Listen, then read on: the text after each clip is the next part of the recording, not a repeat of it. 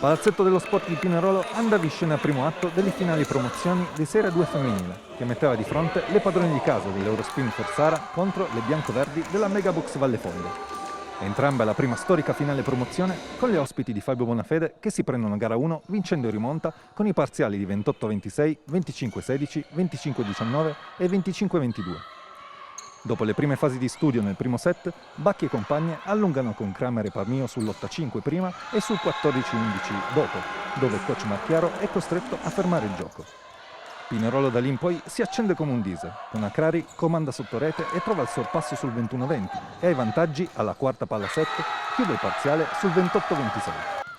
La reazione delle Tigri non si fa attendere e dopo un avvio equilibrato, Capitan Bacchi trascina le sue al cambio di marcia, con 6 punti personali proprio del capitano, le difese di Bresciani e le fast di Colzi e Kramer che chiudono la frazione sul 25-16.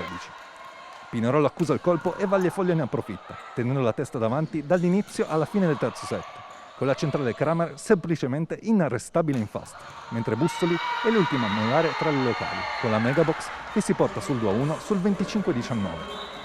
Le marchigiane affondano il colpo a inizio quarto parziale, ma quando tutto sembra in discesa sull'8-14, la reazione d'orgoglio di Valentina Zago riporta l'Eurospin Forsara a contatto sul 21-20. Ma come Achille la tartaruga, le piemontesi non riescono mai a impattare la parità. E l'errore in attacco di casa consegna gara 1 alla Megabox. Top scorer dell'incontro la centrale americana Rachel Kramer con 23 punti personali, mentre per Pinerolo non bastano i 15 palloni messi a terra da Zago e Acrari. Appuntamento quindi a sabato al Pala Dionigi di Montecchio, dove le ragazze di Bonafede avranno il primo match point per raggiungere la Serie 1.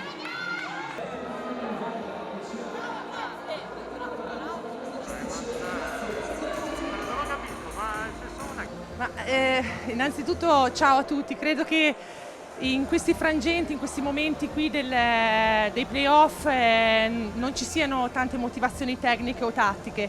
Credo che dopo un campionato così lungo e complicato ci voglia soprattutto della cattiveria, bisogna essere veramente cinici nei momenti importanti e va bene, forse noi lo siamo stati un po' di più rispetto a loro, ma questa è una buonissima squadra, poi l'avete vista, sicuramente ci darà del filo da torcere a Pesaro.